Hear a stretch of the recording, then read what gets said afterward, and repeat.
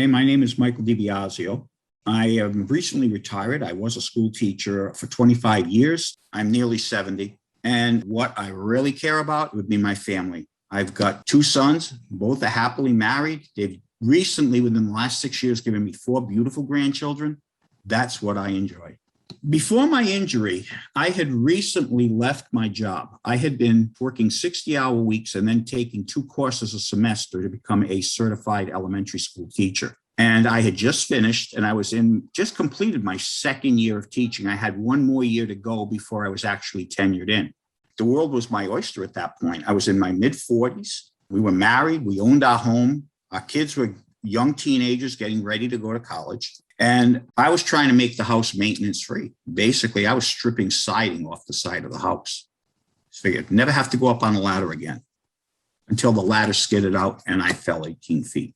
When I hit the ground, I heard a click because I landed on my back and I immediately lost all feeling below the waist. But I couldn't breathe. It turns out I had a collapsed lung and my left femur had actually broken in two and my leg was hanging over my left shoulder. Was I conscious? Oh, absolutely. And was I scared? I was a wreck. I was alternating between asking to die and asking to live. A neighbor heard my scream. She immediately dialed the rescue and came over and sat with me. Meanwhile, my 13-year-old son is in the house and he has to come out and see me like this. Now they're transporting me to the hospital. My wife's not home. We didn't have cell phones or anything back then. My son is now home alone, wondering what's happened to me and has no way to get in touch with his mom, who's at the beach with the other boy. It was a pretty messed up day. I had resigned myself on the way to the hospital to the fact that I was probably never going to walk again. I was more worried about the fact that how would I come out of this? And what would I be able to do when it was all done? How much ability would I have left to live independently and to live the life the way I wanted? I think that was the biggest problem. I faced a lot of barriers, and they really started in the hospital, just trying to get some motion or momentum back. I was in a really bad depression. I was crying daily.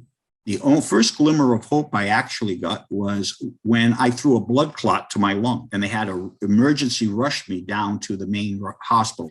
And I'm sitting in that hospital. All of a sudden, I felt spasms in my left leg, and the left leg actually started moving a little bit. And that was the first real point where I said, I might be able to get something back.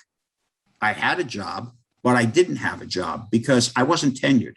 I worked in a town that was a fairly close-knit community. We had a good union, and the community and the union actually rallied together, and they rewrote the contract for the entire town, allowing tenure after 2 years instead of 3. And it still stands to this day.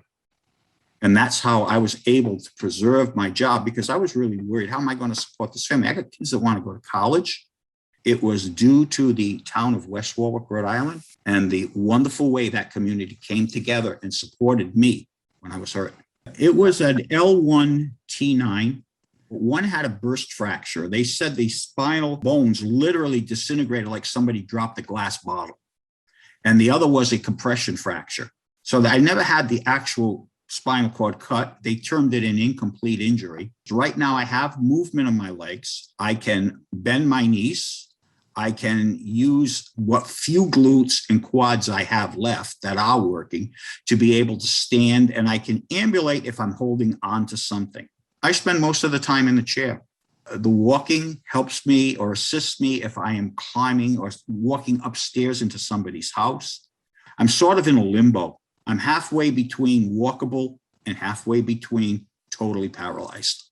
It's a funny state to be in, because when you're around people that have injuries much worse than you feel lucky, but you feel guilty. Like, why them and not me? And then other times you kick yourself and say, why can't I do more? As I say, I had two kids going off to college. My oldest actually obtained his PhD from MIT. My younger son has a master's in education, but this was a tough time for them too. Basically, I wanted to set the example that bad things are going to happen and you need to plow through this. No matter how much I had going on during the week, Sunday was family day. I wanted to give them as normal a life as possible so that they could see that this is not going to be a barrier. So a lot of my recovery was actually based on trying to make sure they survived it okay. Today, my grandchildren are growing up seeing me in this chair. To them, it's perfectly normal. The big thing with them is Papa rides, putting them on my lap and taking them around the house or down the street. They're great kids. I can remember when I was in the rehab hospital, they said, today we're going to go to the Burger King across the street. We want to gauge how you function in public. That was probably the most traumatic thing I ever did.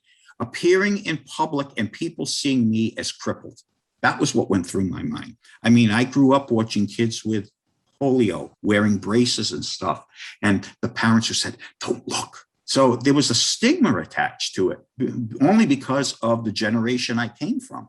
Now you have to turn around and you have to put your body out there in public for people to walk at and look at. And it took me a while to realize that it was more my fear than what was really going on. People weren't paying attention to me. They were doing their own thing. They could have cared less. Once in a while, if you're going through a door and someone was coming in, they'd be nice enough to hold the door. But you know what? I do that for people now. Like if a person says, can I give you assistance with that, Jay? I'll say something like, no, I've got it. You want to see how I do it? But thank you for asking. I look at it as every time a person asks you a question about your disability or anytime a person wants to help you, it's a chance to teach them. I found I can do a lot more stuff than what I originally thought I'd ever be able to do. I can renovate a house. I've installed cabinets. I've installed toilets. I've tiled floors. I've tiled walls. I've roughed in electrical. I've roughed in plumbing. I've done finished plumbing, finished electrical. It's actually a lot of fun and it's very therapeutic for me. I'm a firearm safety instructor. I taught both my daughter-in-laws how to shoot. I go shooting with my sons occasionally. We do that. I'm still teaching. I teach the 33-hour classroom section of driver education. I serve on several of the boards for my union. Don't be afraid to try anything you can. If you're going to sit in the chair and give up, you will not advance.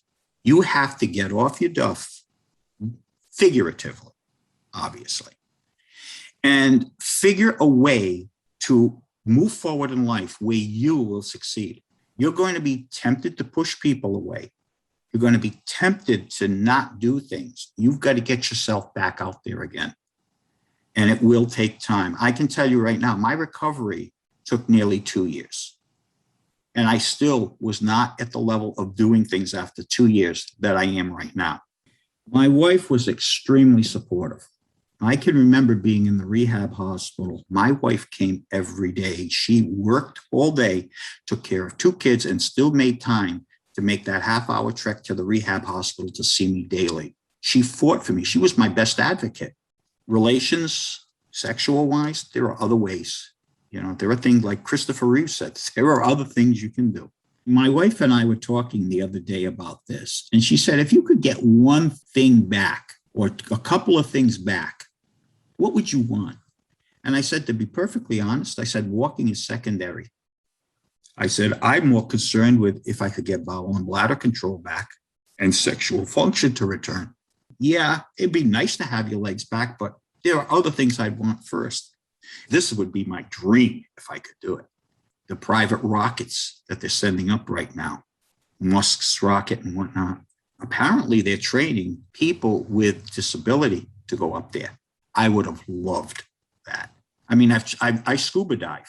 I was a certified diver before I was injured, and I dove after I was injured. I did a 90-foot dive in Jamaica. Don't sit around. Life's too short. I do everything that I would normally have done if I had 2 working legs. It's fun.